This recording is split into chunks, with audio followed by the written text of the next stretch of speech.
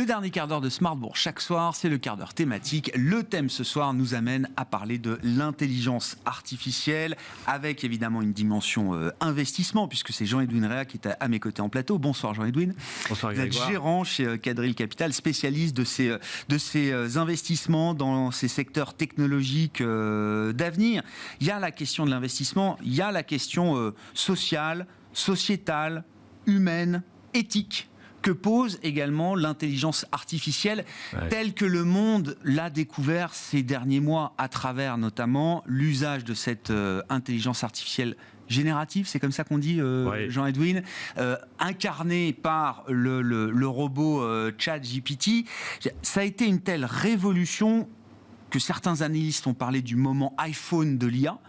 L'IA n'a pas été créée par ChatGPT, mais la démocratisation des usages commence au moment où l'iPhone est né en 2007, au moment où ChatGPT est arrivé dans nos vies, partiellement, pour dire les choses, en 2023, jusqu'au point que certains des acteurs de l'intelligence artificielle, et je parle de laboratoires de recherche, et même de Elon Musk, viennent de publier une tribune, donc il y a plus de 1000 signataires dans cette tribune, signée notamment par Elon Musk, mais on peut citer aussi Steve Wozniak, cofondateur d'Apple, et puis un certain nombre d'experts, spécialistes, chercheurs de l'IA, qui disent il faut tout mettre en pause, la recherche sur l'IA, pour au moins 6 mois, le temps de comprendre jusqu'où ça nous mène, de comprendre si la société est prête, de mettre en place peut-être un certain nombre de régulations, de garde-fous, de barrières qui n'existent pas aujourd'hui.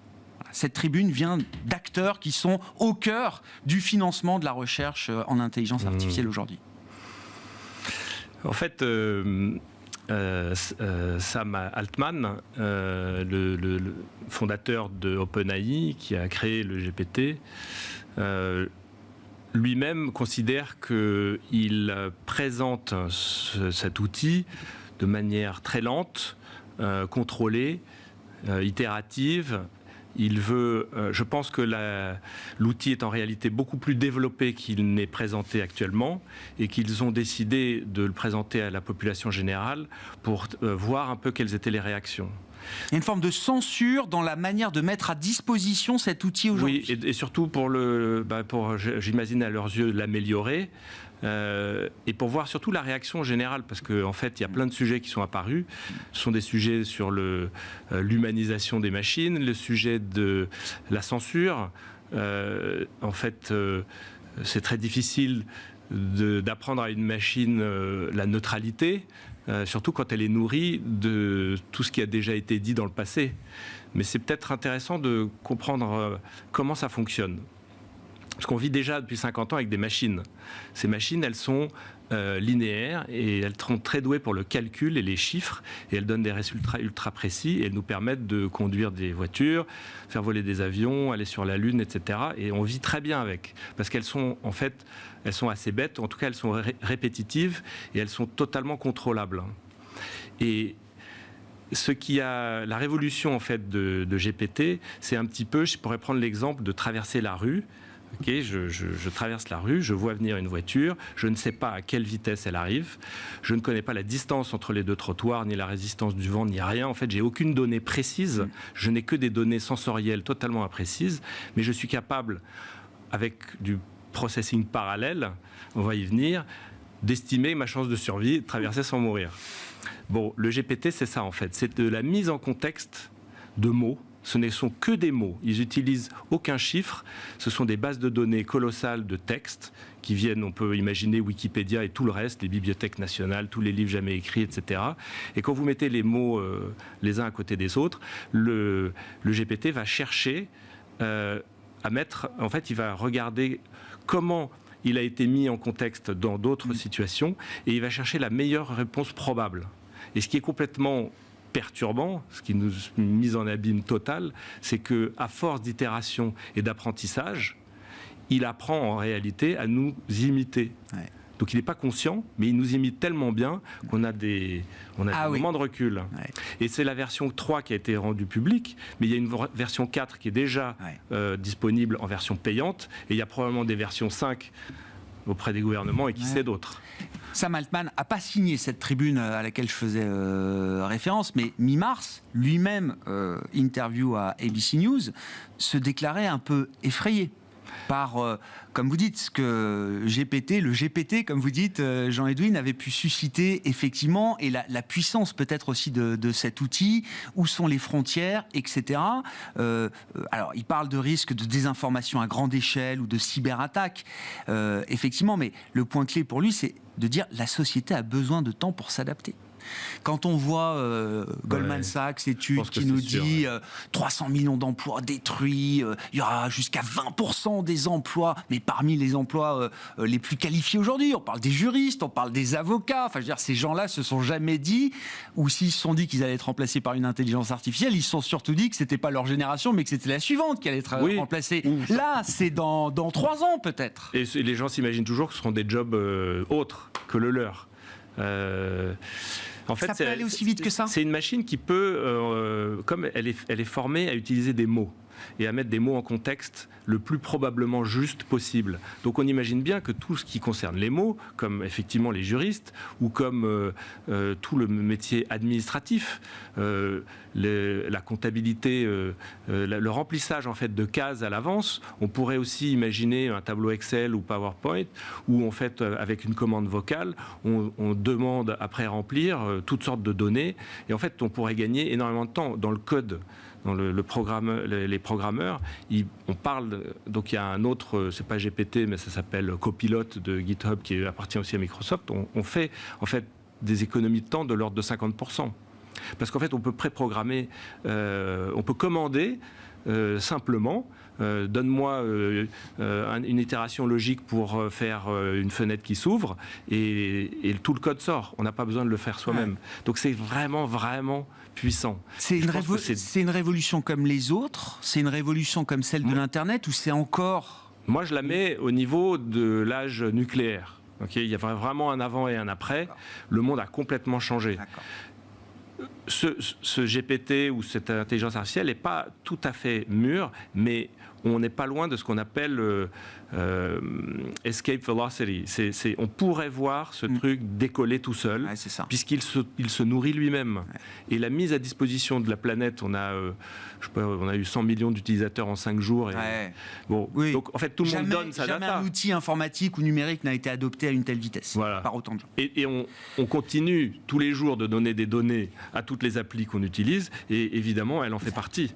Ça leur fait peur. Eux-mêmes, là, ils sont en train de dire, on ne peut pas nous laisser ça entre les mains. Il faut que, absolument, la société se saisisse de ce sujet. Ça devient un sujet presque, politique, je ne sais pas comment le dire autrement, Jean. Et vous, dans vos thématiques d'investissement, j'ai bien en tête qu'il y a cette thématique de la déshumanisation, comme vous dites. C'est exactement ça, là. Oui, ça fait peur, parce qu'en fait, je parlais des machines qui calculent très précisément, mais qui sont un peu bêtes. Et puis tout d'un coup, vous avez des machines qui ne savent pas calculer, mais qui donnent des réponses probables. Et vous les mettez ensemble, et là, les humains sont dépassés.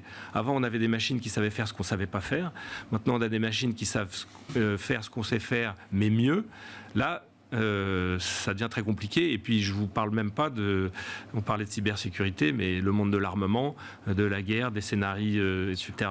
Donc c'est compliqué. Après, les gens qui le développent considèrent que, comme toute invention, on peut en extraire des grands bénéfices. Je ne sais pas, il y a peut-être beaucoup de gens qui seraient ravis d'avoir 20% de leur temps de vie à travailler et 80% hors sommeil à vivre ce qu'ils aiment vivre. La vitesse à laquelle ça rend caduque des débats qu'on peut avoir encore aujourd'hui sur la question du travail ou du temps de travail. Comment la logique de l'investisseur prend le dessus ou reprend le dessus d'une certaine manière, Jean-Edwin, parce qu'on peut philosopher à l'envie sur ces sujets, mais l'idée c'est quand même, est-ce que c'est une partie de l'IA là, qui vous intéresse en tant qu'investisseur? Est-ce qu'il y a d'autres segments qui sont peut-être plus intéressants en termes de risk-reward pour un investisseur aujourd'hui? Bon, clairement, j'ai trouvé beaucoup de secteurs qui sont impactés, mais pas forcément positivement, mais qui sont disruptés, mais qui peuvent rebondir et ensuite créer des jobs plus intéressants. Effectivement, dans l'éducation, dans le programme informatique, le droit, les avocats, l'architecture, les médias, l'information et la désinformation, la scénarisation, l'administratif, les call centers. Bon, tout ça, ça va bouger. Dans le monde de l'investissement, actuellement, ce qui est le plus visible à mes yeux, c'est qu'on sort post-pandémie, post-Covid, post-digitalisation excessive, d'une sorte de surcapacité dans les data centers et dans le cloud. Ouais. Donc, ce logiciel et tous ses cousins vont venir peupler le cloud parce qu'ils ont besoin d'énormément de capacité de calcul. Autant la crypto n'a pas donné grand-chose, elle consommait beaucoup de calcul, mais elle n'a pour l'instant pas encore trouvé le problème à sa solution.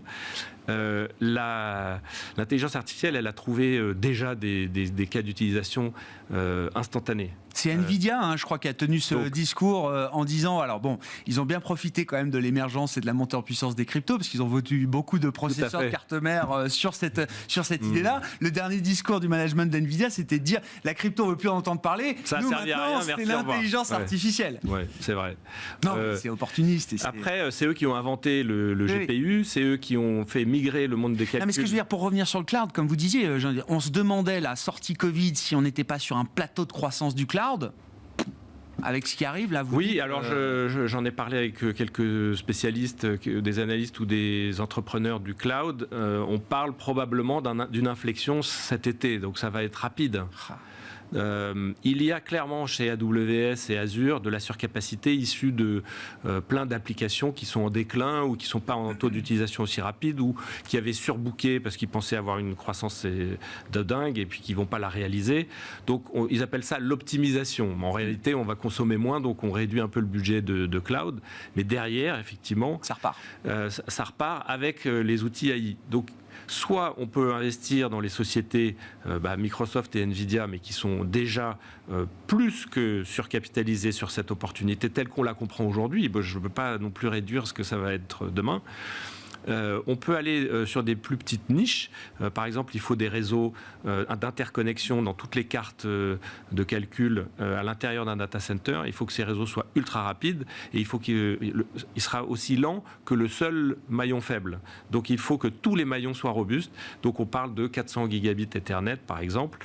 Là, il y a une société comme Arista Networks qui est assez bien positionnée, qui est un concurrent de Cisco, mais qui ne fait que les data centers ce qu'on appelle hyperscalers, donc les GAFA en fait. Il y a des sociétés qui vendent des bases de données. Évidemment, Microsoft est présent. Leur base de données SQL est la plus répandue pour les data centers. Entre autres, il y a Oracle, mais ça n'a pas été sa priorité. Il y a une petite société qui s'appelle MongoDB, qui est assez spécialisée dans le stockage de données en documents. Et justement, comme on parle de lire des mots, ça peut les bénéficier. Ils n'ont rien dit là-dessus pour l'instant. On peut aller dans un secteur qui s'appelle DevOps. DevOps, c'est le monde des développeurs. Il est clair que puisqu'on a 50% de gain de productivité avec un GPT par exemple, on peut imaginer que les boîtes de DevOps vont avoir plus d'utilisateurs ou plus de rentabilité ou un mélange des deux.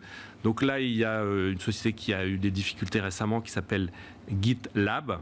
Oui. Qui est un peu mentalement et culturellement un concurrent de GitHub, qui a été racheté par Microsoft, qui effectivement, on commence à le sentir et partout. Il y a le monde des RH. Tous les logiciels de RH, Workday, Oracle, etc. Tout ça, ça ne peut que marcher mieux avec des outils de pré-remplissage, de pré-calcul, de pré-compréhension de... Donc c'est vaste, c'est vraiment vaste. Et l'histoire s'est accélérée. Ah, carrément. Ouais. Je pense que il y a une interview de Sam Altman avec Lex Fridman qui est sur YouTube que je recommande. C'est des gens qui planent pas mal, mais ils vont jusqu'au plus profond du problème et la mise en abîme, l'humain dans la machine et ainsi de suite. Mais c'est sûr que ces machines, elles apprennent comme nous. C'est complètement dingue. Ouais. Enfin, voilà. Nouveau monde qui s'ouvre effectivement, pour les investisseurs, mais je crois pour nous tous aussi. Ça va largement au-delà de la question de marché, de la question de l'investissement et de la gestion. Merci beaucoup en tout cas, Jean-Yves Douin, d'avoir partagé ces réflexions avec nous ce soir. Jean-Yves Douin, gérant chez Quadrille Capital, qui était l'invité du quart d'heure thématique de Smart Bourse. Merci Grégoire.